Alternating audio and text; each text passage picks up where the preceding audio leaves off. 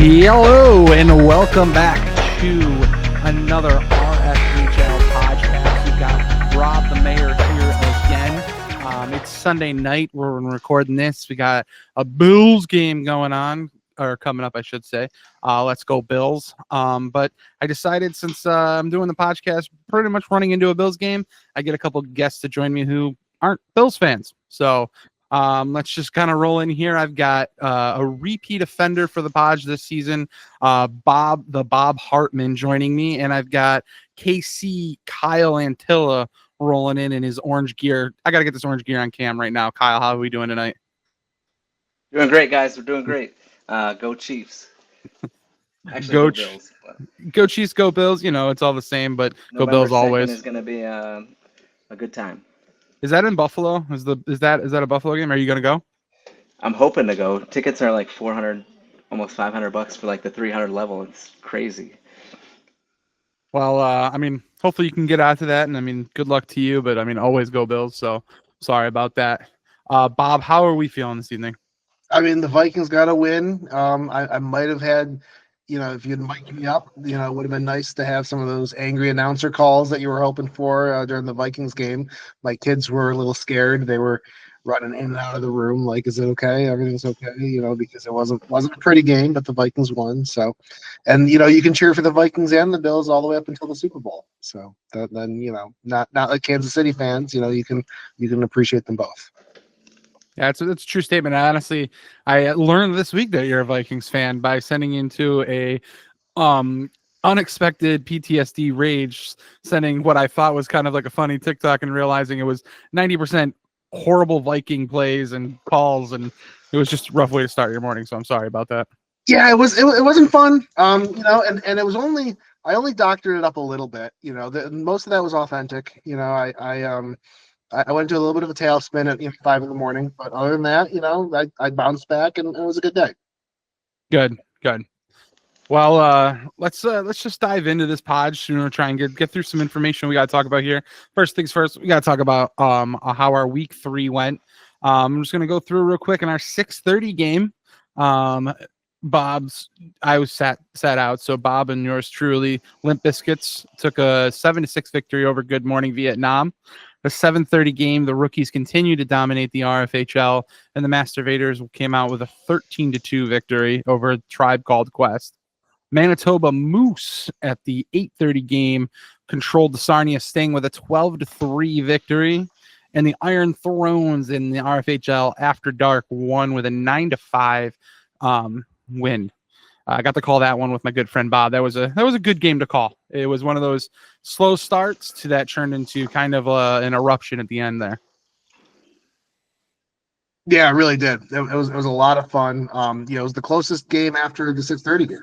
The middle games are 7:30 and 8:30 were kind of blowouts. But I guess we'll talk about those in a minute, Rob.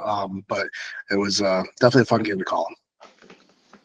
So I took a look at the games and kind of pulled out some really interesting facts that kind of just jumped out to me. Just from the 6:30 game, the biggest thing that jumped out is Sweet. Had a really wonderful game. Even though he came out on the L side of the game, he had a well-rounded 6-point game. 3 goals, 3 assists, and a block. So a great game played by Sweet. In the Masturbators game, we had 2.0 with a huge 96 save percentage. Just absolutely 2.0 is exactly what I said. I think it was on the draft show or maybe even after week 1 where I made a comment that if 2.0 starts rolling, that team's going to be even harder. And it showed clear again, 2.0 with a 96 save percentage, and those rookies just absolutely dominant. It's not even just the rookies, actually. The other cool thing about their win this week, every single player landed on the score sheet. Every single player got a goal. And I mean, that's huge. Not only did they all play big, Rob, sorry to interrupt you, but John, if I remember correctly, he had 3 goals and an assist. So it's not even like he just got on the score sheet with 1-1 or 0-1 or something. But I remember watching John in that game and thinking he was a difference maker in that game. Like, we give a lot of the credit to the rookies, but John really stepped up in that game. And if you want to pull out just one more stat, I mean, I don't want to just keep boosting up the only undefeated team that we have right now. But to keep boosting, I guess, is they held Dr. K and Furlano to 0 goals. Both 2 potential number 1 picks with 0 goals. That just showed what that team is capable of doing. And I mean, I'm not going to talk too much more about the Masturbators. We know who they are. Everyone's watching them. Somebody's going to have to figure them out. Hopefully, it happens soon. If not, maybe in the playoffs. We'll see how it goes. Moving on to that Manitoba Moose game, another great goaltender performance by Kaz, 95% save percentage. I mean, just a complete domination. And again, another big team performance. Everyone landed on the score sheet. It's just games like that are just going to continue to bring out teams and just kind of getting like huge plays for each team. And another cool thing as a milestone in that game, Bob Haynes reached his 400th career RFHL point. So if we could shoot off fireworks or whatever, I mean, I know Kyle just tipped a drink back for him. So congratulations, Bob Haynes, on your 400th career RFHL point. And then that brings us to Kyle's game. Kyle, you took on the Iron Thrones this week. Alex couldn't be there, decided to go watch the Pittsburgh Penguins, I think, lose to the Sabres. I could be wrong, but I thought they lost. But so we had Frankie sacrifice his floor space to play in net to cover for Alex. So we had a great Frankie versus Mark grudge match, which honestly, like from the beginning of that game, I thought it was going to be just tight. Mark played great. Frankie played great. 1-0. Mark with a shutout period in the first period. But something happened in that third period where the Iron Throne just kind of like opened the floodgates. Do you have any kind of perspective on that, Kyle? How you felt that game went? Yeah, we just could not score on Frankie. It was, I don't know, we had so many chances that we could have probably put them in the net, and that Frankie just, kind of stoned us. And the other thing, Glenn Fridman was amazing. I think he had 3 back-to-back goals. Like off the rebound, he put them in, just kind of gave them all the momentum, and we just kind of couldn't get it back. So I think our team really struggles with scoring, and we just got to figure it out, So I know it's only week 3. We got a lot of new guys playing on the team. Probably we're not used to playing with one another, so we're just trying to learn how to get goals. And then also we have to play defense. We give up a lot of rebound goals, leave a lot of guys wide open for those shots. We just got to figure it out. But it was a tough game because it was so close in the beginning, and we kind of lost that momentum when Glenn kind of opened up the floor gates with those, rebound goals. Yeah, Glenn just, I mean, that was going to be another point I had is I feel like when they lost Frankie, they lost their number 1 draft pick for the floor. They lost their goaltender, Alex. I mean, obviously you got Frankie in that, who is just, that's a stonewall, like you said. But the rest of that team, every single person stepped up to the plate that night. And Glenn was huge. 4 goals on the night. He had 1 goal in particular that it kind of like blew. He had that no quit attitude. I think he blew past. I don't know if it was you, but he blew past you and Dan, I believe, just went right between the two of you and just floated a beautiful backhander right underneath Mark's legs. It was a great game by Glenn and I mean the Fridmans in general. They've all been elevating every year, but like Glenn just was a whole nother beast on Wednesday, a whole nother beast. Yeah, not just 4 goals, but 11 blocks. I didn't even see the blocks. Glenn had 11 blocks. Jeez. 11 blocks. I'm looking at the stat sheet right now. 4 goals, 2 assists, 11 blocks. He's taking that lesson from his brother Paul. So he's like, I gotta get some blocks. You usually see that from another Fridman on the stat sheet, but he earned a game star this week and well earned.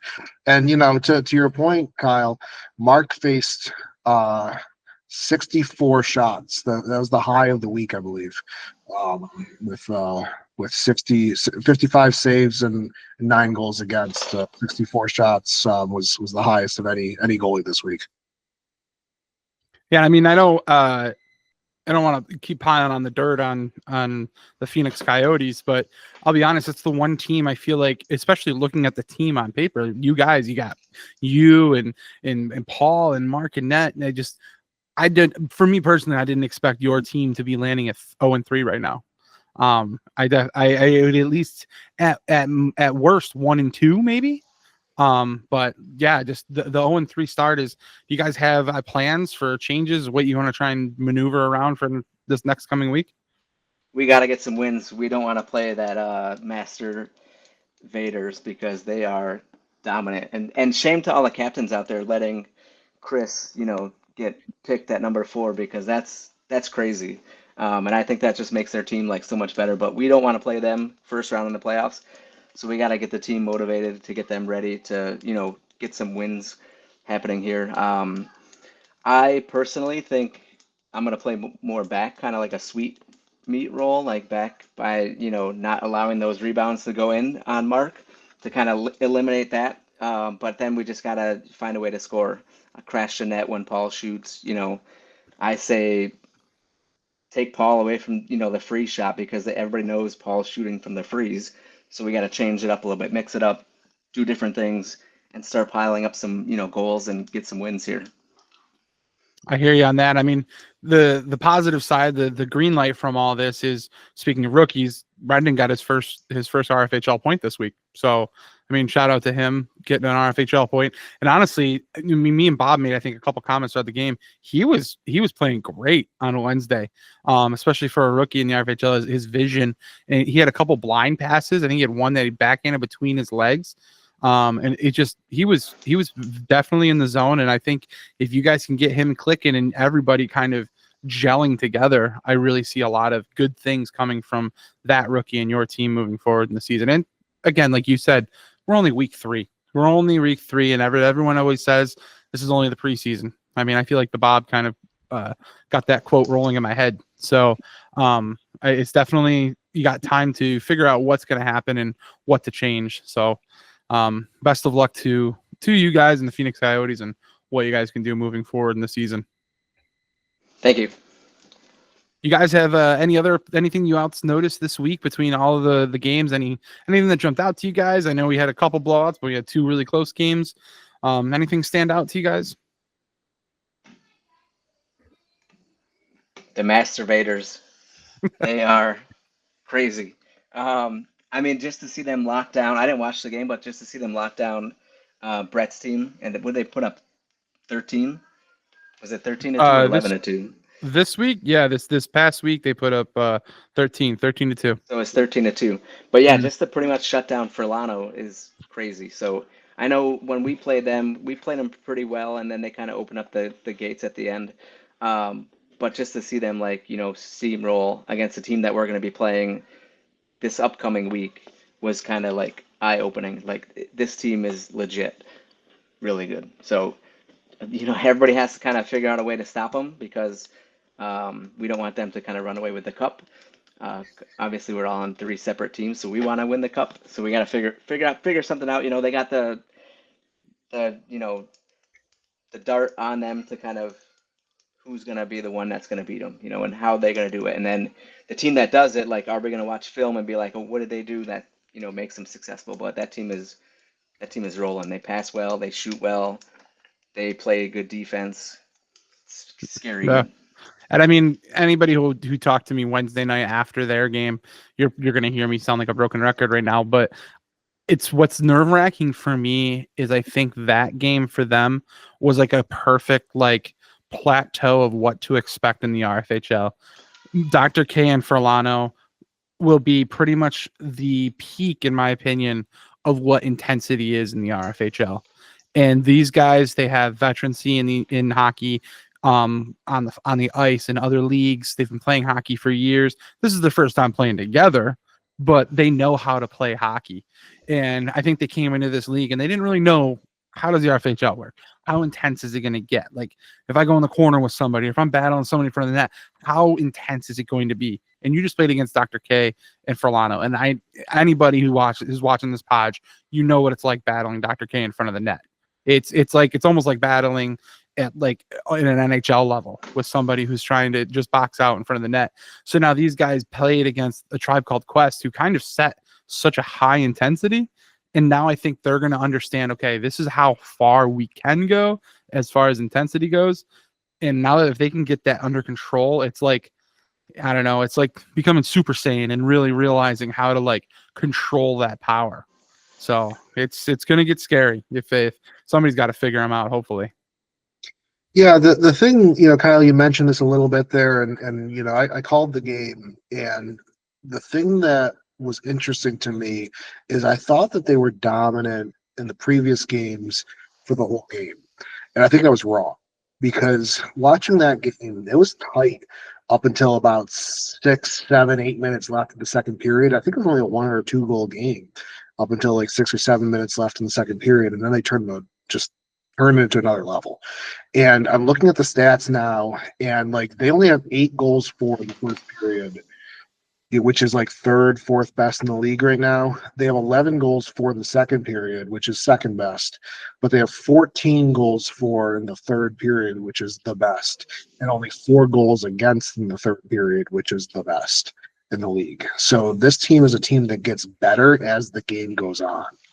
And I'm not going to tip I'm going to keep this a little bit close to the vest here, so to speak, because we do have to play them again this year. But I think there is a formula to beat them, and I think teams will figure it out. Like I don't think they're going to be like what was that one team, Kyle? Do you remember that went like undefeated during the regular season, or almost undefeated? The Enright Angelo trade.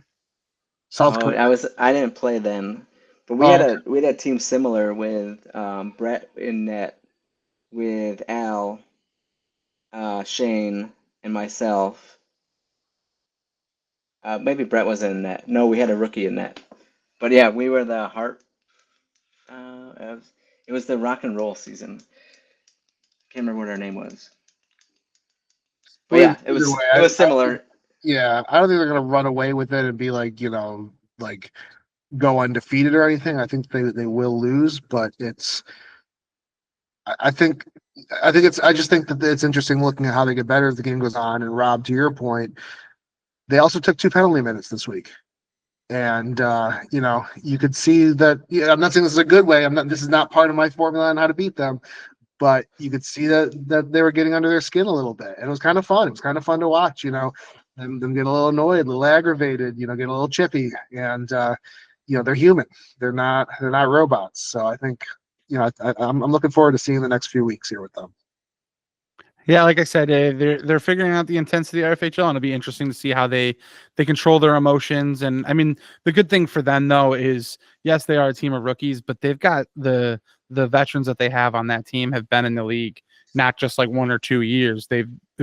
Look at Kurt. I mean, he started playing in this league with a head of hair, and now he doesn't. So I mean, when you got players like that in the league, they're gonna let you know, hey, the RFHL it's not a group of people who are mean or are going to be assholes on the floor. It's all just competition. So they're going to learn, and they're going to match the intensity of these other teams. And yeah, like you said, there's a way to beat them, and someone's going to figure it out.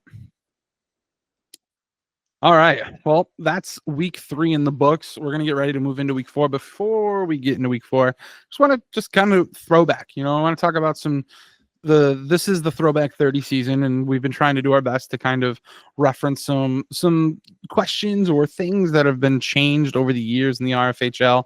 And now this is the second episode I've done with Bob so far this season. I'm just trying to come up with something different to kind of talk about. So I'm going to start with you, Bob, you've been in the league, I would say, probably the longest. The rules in the league have changed a lot over the years. Do you think that the league has essentially benefited from all of these changes, or do you think it may have not hurt the league, or do you think it might have affected the league in a negative way, or do you think it's all been positive? I think at a net, it's been positive. I don't think every single little individual thing we've changed has all had a positive impact on its own, but I think it's been necessary. I don't think we've made a lot of rule changes willy-nilly. But it's funny as you were asking that I started to smirk a little bit because Dan Hook will remember this. We had a goalie pad arms race a while ago, long time ago. I think I was the one that unintentionally sparked the arms race. But we had to start to kind of, I don't know if there's ever anything that was put in the rules about it, but there was some murmuring and some rumblings about how big can leg pads really be, because the leg pads at Conco Sports used to be the gold standard for everybody. And I showed up one day with like 16-inch whatever they were, leg pads before they got squished down and even bulging more on the sides. And so we had to have some conversations about that. And the nets got bigger. So it was so there's, I think it's kind of like it's all been necessary, is I guess what I'm trying to say. The only rule change, and I know it's necessary, and I'll probably take heat for this, but the only one I don't like is the no sliding rule. Honestly, I'm glad you said that, just because not just specifically that rule, but that was kind of going to be my follow up. Is there a rule? And I'll get to you, Kyle. I'd like to hear if you've got one on this one too. But if there's been a rule change that you just kind of didn't disagree, and why? So why what is it about the slide rule that you kind of disagree with? There's two things. One is I think it's really hard to police, and it's really hard to like stop doing. Like you have to like just go down. You can't like have any momentum, and if there's like a little bit of momentum, it's kind of like the Hingle McCringleberry pump thing. Like what constitutes a real pump? Like if there's like a little bit of a slide, like is it okay? Or like is is it a 1-inch slide? Is it a 6-inch slide? Like when's a slide a slide? I don't like that. A and B, I don't think anyone was actually ever really injured from it. Maybe I'm wrong. Maybe maybe we had some close calls or something, but I don't remember any ACL tears or anything like from people sliding. Yeah, there were a few people that like kind of took it to an extreme, I guess, but like, there weren't slide tackles, like, Mhm. to totally rule out slides entirely as a defensive minded guy like myself who likes to put his body on the line. It takes away one of the weapons in my arsenal, I guess. I feel like I'm not too sure if I remember, but were you a slider? Were you? I was. Yep. You were. Okay. Yep. I mean, not like, listen, I'm a big guy. I don't move fast, so my slides weren't very far, but I did like try to slide a little bit to break stuff up. I think I did take D'Angelo out now that I think about it. I'm sure I'm going to get a comment on the video here, maybe even a clip or something, but I did take D'Angelo out, that's right, a couple of seasons ago with a slide where I slid towards him. So I guess you could like amend the rule. You can't slide towards somebody or something, or if you make contact, maybe it's like a high stick kind of thing, or if you make contact with someone, then there's a penalty. But just innocuous slides in between passing lanes, who's that hurting? Gotcha. Well, Kyle, what about you? Is there how do you feel about the rules over the years? Do you think they've been beneficial?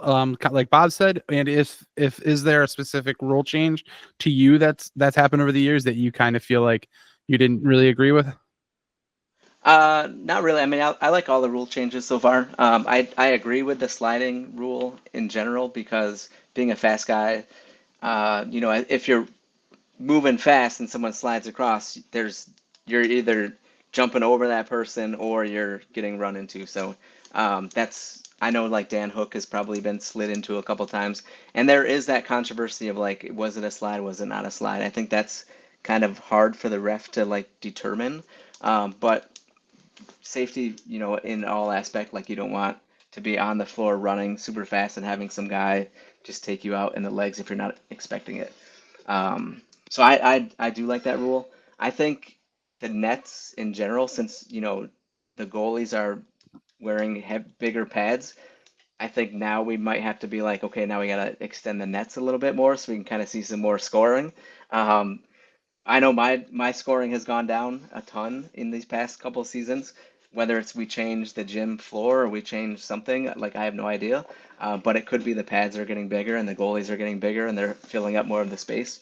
Like there's not a lot of room to kind of score on. So that could be an option, is like maybe we extend the net a little bit to kind of increase the scoring. Okay. But yeah, I mean everything else, I think the rules are good. I agree with like, that the high stick rule, the what's the other rule that was just changed? The crease rule.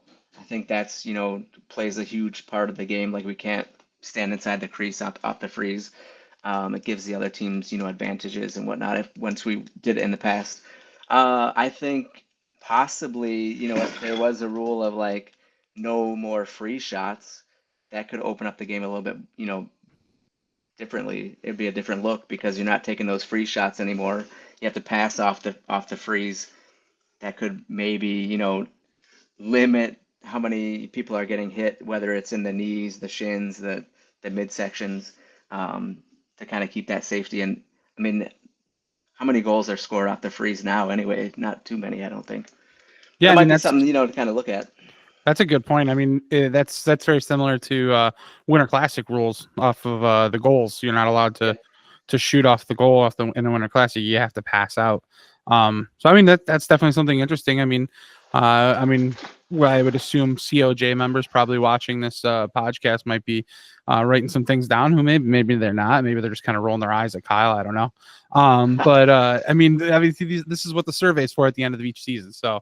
Kyle, I think you raised some pretty good points there. So, come the end of the season when the surveys come out, don't forget to leave that information out. And anybody who's watching the podcast, comment on the YouTube right now, right on the channel. What are some rule changes that you could see happening in the future, or do you agree with all the rules, or is there some rule that you don't like? So, cool. I mean, great feedback, guys. I really that was really interesting. Definitely some feedback that I wasn't expecting to hear, so really cool. I know this is we don't have to spend too much time on this, but I know it's been talked about a lot, especially over the years with how popular the league has gotten and selling out in less than 30 minutes to less than a couple days. It's been helpful, I think, for the RFHL expansion, going to the 7-player teams. How do you guys, for being veterans who played back at the Y, how do you feel? Do you miss the 6-player teams, or are you enjoying the 7-player teams? Kyle, how about you? I mean, it's nice you don't get tired as often when you have 6 floor guys, but teams that have like one person missing, I feel like they play better depending on who's missing because then their leaders can get more ice time or floor time. So I think that is kind of something to look into.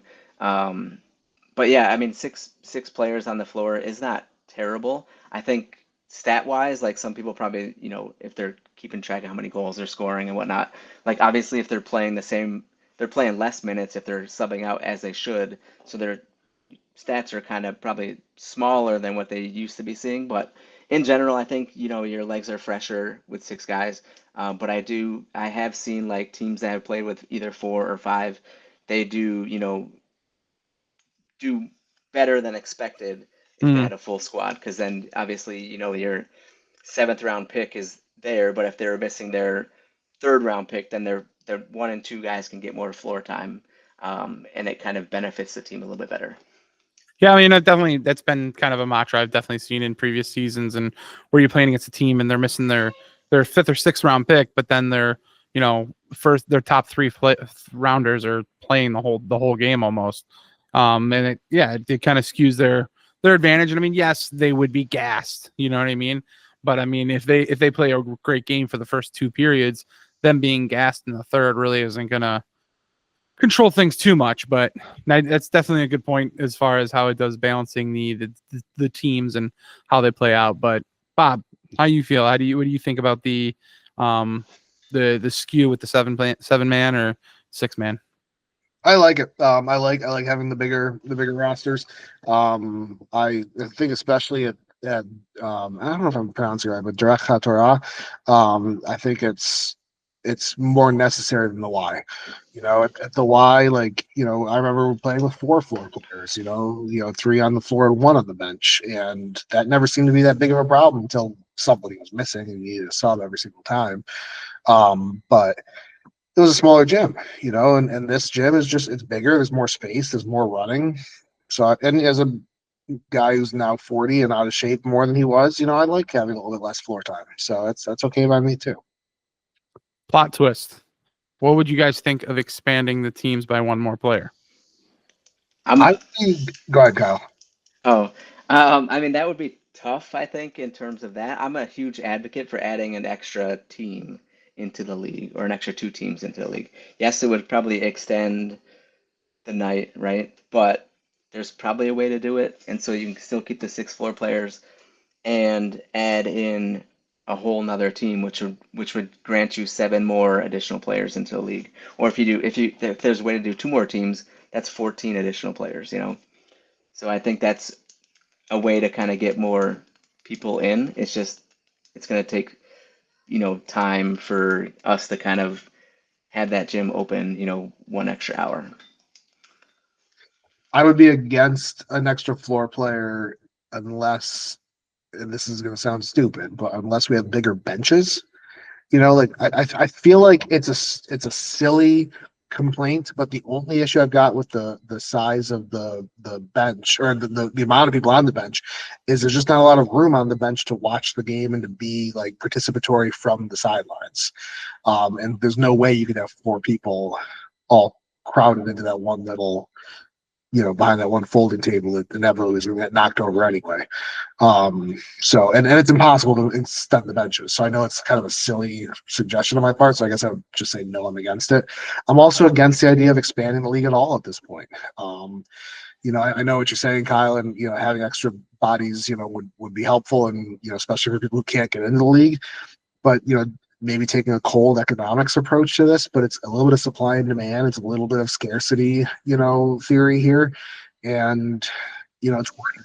And I would hate to kill the golden goose and get too big or extend too long and then burn out our volunteers, burn out our commissioner, burn out, relationships or agreements we have with the school, and kind of lose everything to try to expand. But that's a little bit more of a risk-averse approach than I typically take. No, I mean, I think that's all valid. And then again, that was just more of a plot twist question. I am in the same boat as you guys. I'm not really interested in expanding the teams by players.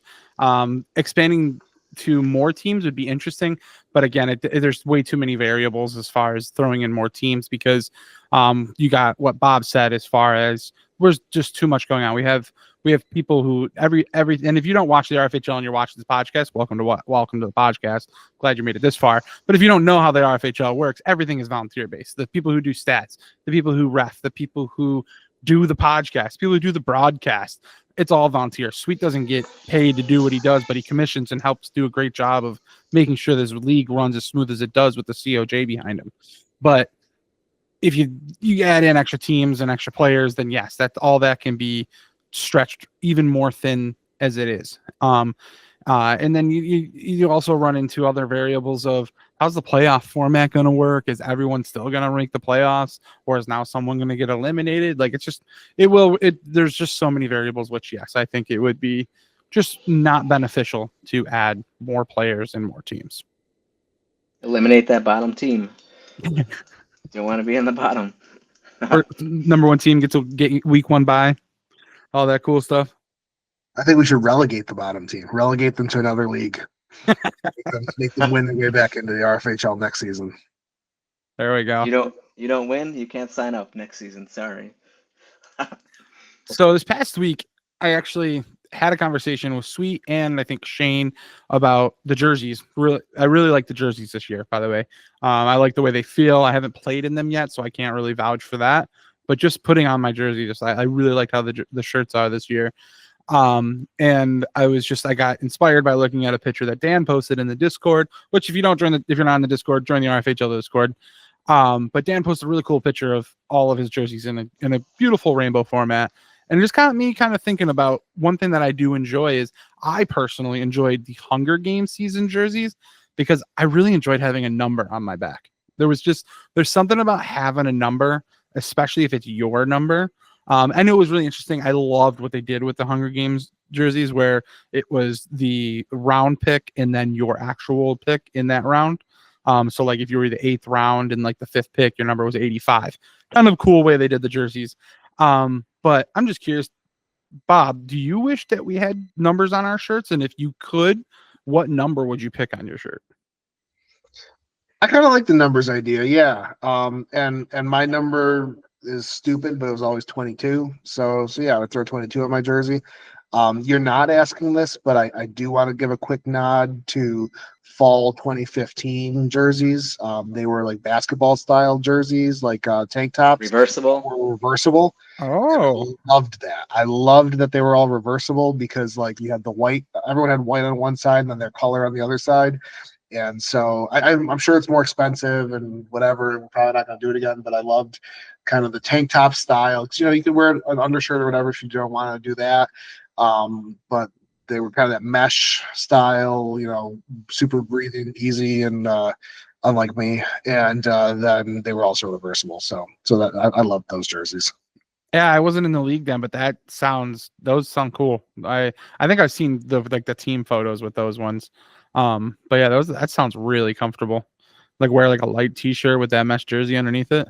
Yeah, I always wore over. like a compression shirt underneath it, but yeah, like it was just kind of that, that style. I still, well, it doesn't fit me anymore. That's why I don't have a nice rainbow like Dan has, because most of mine are in storage, thinking someday I'll be 190 pounds again. But they were a lot of fun. Cool. What about you, Kyle? How do you feel about the numbers on the jersey? And then if you could, what would be a number that you'd like to wear? Numbers, I love the numbers. Number 12 would be mine, not because of Tom Brady, obviously, but 12 was always my number in high school for basketball and things like that. So I always, love the number 12. Yes, I'm also a Brady fan. But it just so happens that he also has number 12. But jersey-wise, I love the tank tops, as Bob was saying, the jersey style, reversible. The other one that I liked was COVID season. Was that 2020? The Army themed. Hmm. Those ones were really cool. I mean, we only got to wear them for what, 3 games? And then it just kind of like folded. But that's one of the t-shirts that I always pull out and I'll wear like around to different, places. And then there was, it wasn't the winter one. It was a spring or fall session. It was actually a summer session. It was the tie dye that we had. So I don't know if there's a way to do tie dye in one of our, kind of fall or spring leagues, but in the summer the tie dyes, came out really cool. They were popping. Ours was yellow, red, and blue, so it was like a really, kind of cool tie dye looking shirt. But the other ones were like also cool. I think there was an orange tie dye, there's a blue tie dye, and I believe a red tie dye. But yeah, they came out really well. That's sick. And Bob, thank you for adding on to that question essentially, because originally my beginning thought was I was going to ask you guys your favorite jersey that you've had, but then a part of me was like, that might be like a weaker question, but I came up with a different one, and you guys kind of brought up the question I was originally going to ask anyway, so it all kind of came full circle. So it's exactly what I kind of wanted to hear about. I mean, unfortunately, I've got 7 jerseys to choose from, and they're all fairly similar. But for me, again, it's the numbers thing. I think it's cool, kind of wearing a jersey with your number on the back. I mean, obviously, we're not going to do names, but I think numbers are something that's definitely doable. So again, surveys, end of the season, throw it out there to the COJ. Hey, maybe in the future we could do numbers. I think the only thing that can come into an issue with numbers wise is if you end up being on the same team with somebody with the same number. I don't know if there's a way to maybe like work around that. But maybe if that could be something that we could add to the Google sheet as far as, shirt size and then, preferred jersey number. And then I don't know how they would figure that out if you landed on somebody with a duplicate number, but that's not for me to figure out. That's for the COJ to figure out. No, I love it. I love it, Rob. I love the idea of putting numbers back on there because it's, like you said, it's not. I mean, I'm not a logistics person, but it doesn't seem like a hard thing to do. And it's kind of a neat little extra element. You got all that real estate on the back anyway. Might as well use it. Exactly. All right, gentlemen, we are moving into our week 4. Week 4 is coming up, and we got some pretty cool matchups coming up. And before I kind of talk about some cool milestones, I'm just going to kind of go over these matchups, and then we can briefly talk about each one, or maybe we can throw in some predictions here. 6:30 this week, we got Phoenix Coyotes hosting. Going up against a tribe called Quest. 7:30, Iron Thrones versus the Sarnia Sting. 8:30, Master Vaders versus Good Morning Vietnam. And RFHL After Dark is Limp Biscuits versus Manitoba Moose. Before we kind of go into predictions here, just want to throw out some interesting milestones coming up this week. I'm gonna take a deep breath and a sip of water, possibly. I'll skip the water, actually. It's a lot going on this week, a lot of variables. So anybody who's broadcasting this week, probably Bob or myself, just be prepared. We got Brandon Sisson coming up on his 100th career RFHL game. Mike Furlano is 4 goals away from reaching 700 career RFHL goals. Dan Hawk is 3 goals away from 600 RFHL goals. Lasagna is 1 goal away from 100 career goals. Maston is 3 assists away from 100 career RFHL assists.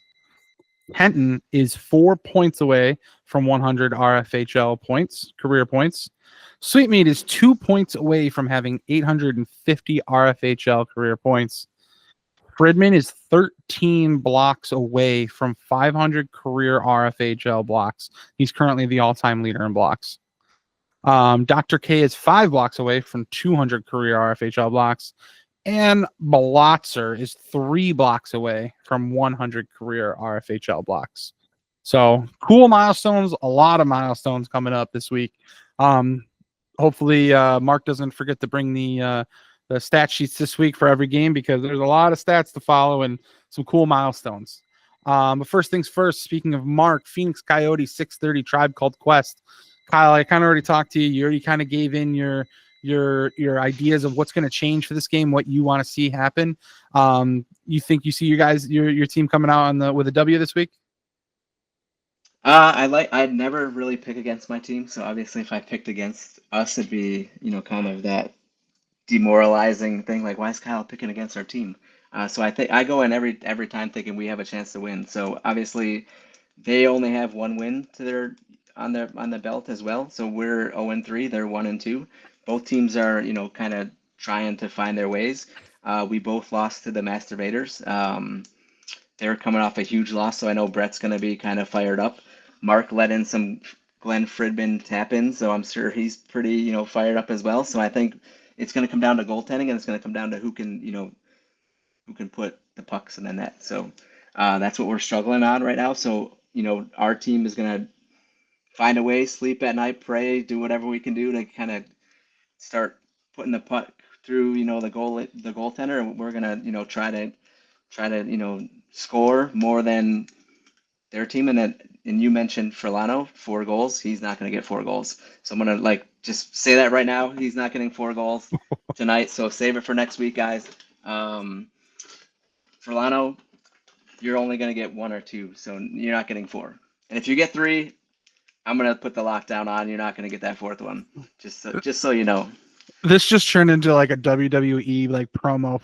Like you just grabbed the mic and it was like, Furlano 4 goals, not happening, not this week. I'm coming for you, Furlano. It's not going out this week.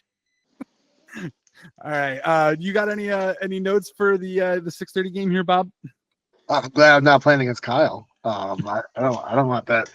That was a great impersonation there, Rob. I'm trying to think of which wrestler that was, like the Undertaker or something, or Triple H. I don't know who it was. Like, who was that? Honestly, I don't watch enough wrestling to even tell you.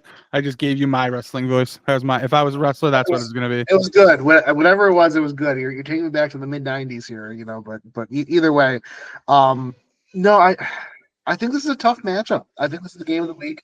I really do. I think I'm looking at the Phoenix Coyotes record here. And Kyle, like you said, you're just not scoring a lot of goals. You got 7, 5, and 5 in your 3 games so far. But you've only let in 10, 9, and 9. So it's not like, you got a great goaltender, obviously, but like you said, you need to play a little bit stronger defense as a team. And Rob and I called that game, and I probably sound like a broken record on the broadcast, but the passing and the chemistry just wasn't there. Brendan was doing some great passes, towards the end of the game, midway through the game, end of the game. His vision was really there. But and it's not that you've got selfish players except for D'Angelo. But other than that, you've got smart players. You just don't seem like you're moving around to give those passing lanes enough. So, you're going to find it. And when you find it, there's a lot of firepower on that team. And you're going to be breaking double digits every single game you play once you find it. But I don't know if this is the week to find it against a tribe called Quest, which has, some really strong defensive presence. Um, you know, Verlano, Dr. K, Jesse, Keller, Matt, Ellen, none of them are going to slack on defense. And I think they're going to clog up those passing lanes even if you start to find them. And so I think it's a real chippy game. I think it's a lot of hero ball. I think it's going to be a lot of solo play on both teams and looking for rebounds. And so I'm going to give the edge to the Phoenix Coyotes in overtime. I think it's going to be a tie game. I think it's going to be a low scoring game. I think it's going to go to overtime. And I think it's a rebound, tap in kind of goal that the Coyotes, if you will, I'd be more scared of them if I were you. Wow, would that be our first overtime of the season? I think too. I don't think we've had an overtime yet. I don't think So we've had that, No overtimes, yeah. that No. would be the first overtime of the season. I mean, if I'm going to say anything, I'm just going to give you a heads up out there, Kyle. Watch out for Allen. That's all I can tell you.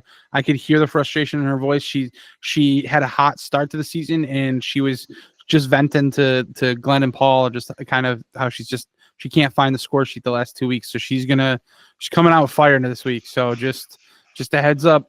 Watch out for Allen. She's coming out with fire. Speaking She's of, just like Glenn too, right around the net, just every time, just there. Yeah. that's what I was just about to start saying is we're going into the 7:30 game. And Conco, if you're watching this, heads up Sarnia's thing, because Kyle, throughout this entire podcast, in my opinion, has just been giving Glenn just bulletin board material. I feel like he's just been real stingy about the Glenn goals last week. But Glenn's just going to come back out and say, "Oh, you think 4 was just stingy at 4 rebound goals? Watch me get 5 beautiful snipes." So watch out, Conco, because I feel like Glenn's coming for vengeance. He feels like he's being disrespected. So I mean, we got a good matchup, Iron Thrones versus Sarnia's Sting. I think that's 2 great RFHL veteran goalies going head to head. Bob, how do you feel about this 7:30 game? I'm having a hard time calling this one. I'm like figuring it out. I'm looking at the rosters. I'm looking at the records. And I don't know what it is about the Iron Thrones, but they won 9-5, but they really dominated the game. They controlled the entire game, from what I remember from last week, and I don't know why.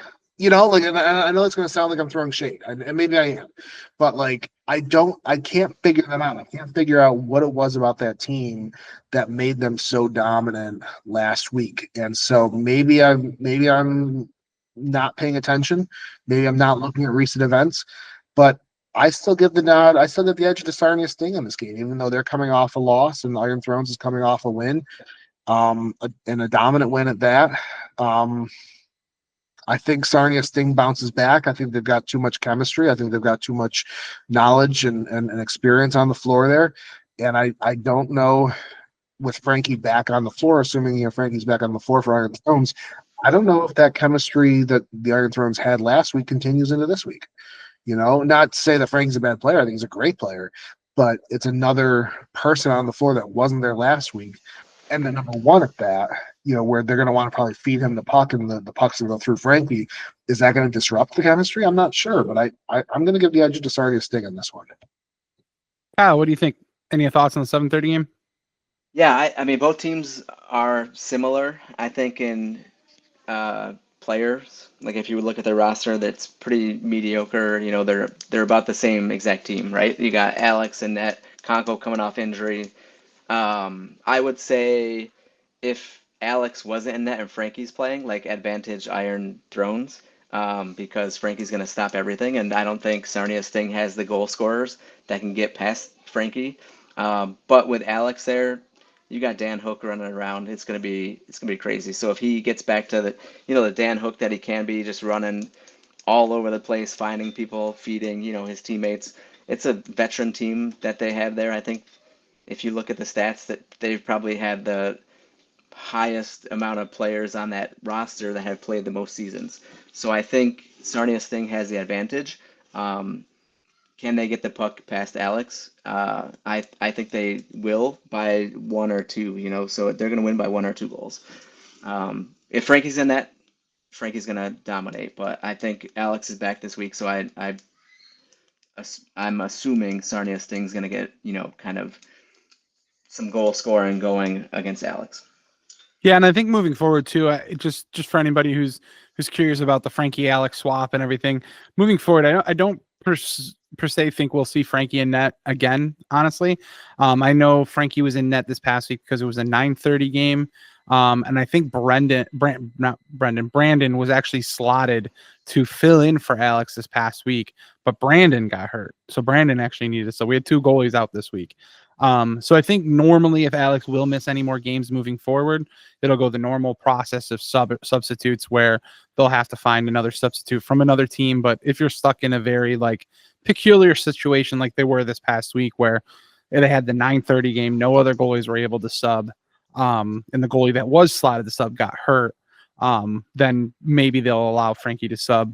Just because I know the goalie rule that was implemented the season of the Conco K-Flow Kaz Padakel. So that probably won't happen again in the future there. However, we're going to move on to the 8:30 game where we've got the only undefeated team, Masturbators, going up against Good Morning Vietnam, who has unfortunately landed in the L column 2 weeks straight now. What do we got thoughts on this one, Kyle? How do you think? Do you think Good Morning Vietnam is going to come out with some vengeance to try and slow down these rookies, or is the undefeated Masturbators just going to keep chokeholding the whole league? Who's in net? Do we know? Is Brandon still hurt? That I don't know. That's definitely that's some good information to find out. As far as I know, Brandon should be back. I mean, he sounded like he'd be back next week. He was hopeful for it, so I would expect Brandon to be in net. With that, it's tough having played them. I mean, you guys have played them too. They move the puck so well, and they just find a way to score. I mean, they have three guys that can snipe from really anywhere, and you got John that can hit the long shot as well. Kurt can, find a, net here or two every once in a while. So they're a dangerous team. They're tough to stop. I know Sweet always game plans. I mean, he's probably got his chat going for the last 14 days. How do we beat this team? So I'm assuming he's going to have a good game plan to kind of limit how much goals they're going to score, but they're tough to stop. So having played them, I feel like we had a pretty good game plan, but we got tired, and they don't tire out. And as Bob mentioned, they get stronger as the game goes on. So their third period, they score the most goals. And that's when we're now tired, So I think it's going to be tough for them to kind of match up with how many goals they're going to put in with the caliber of players that they have. But if there's anybody that can do it, like Sweet is going to game plan that squad to kind of limit, how that team's going to score goals. So I still think Masturbators win. But I think, they're going to have a good style of play to kind of slow them down a little bit. Gotcha. Bob, any thoughts for the 8:30 game? Yeah, I think this game comes down to 2.0. I think, last week he had a great game, but he only faced 40 some odd shots. I was had it here a minute ago, 45 shots. Meanwhile, if you look at the Good Morning Vietnam, they're scoring on 16% of their shot. They have a 16% shooting percentage. So out of every shot they take, 16% go in, which is, decent. It's third in the league right now. So I want to call the upset. I want to call it for Good Morning Vietnam. I think they match up really well against Masturbators. I think Kyle's right. I think Sweet has been figuring out some of the game. But if you look at the stats, and the stats lie, right? Nobody said, whoever says the stats don't lie is lying. But if you look at the stats, Good Morning Vietnam gets worse as the game goes on, and the Masturbators get better as the game goes on. And I have a hard time picking against the stats on this. I think it's close in the first. I think it's close in the second. I think Masturbators run away with it in the third, assuming, as I started this monologue with, that 2.0 stands tall in that. But if he starts facing some more shots than he faced last week, and some high quality shots like the Good Morning Vietnam's able to put in, I put this on upset alert. I think there's the possibility for the upset. But if I have to pick the little icon at the bottom for one of the team logos to show up under my name, I'm picking the Masturbators.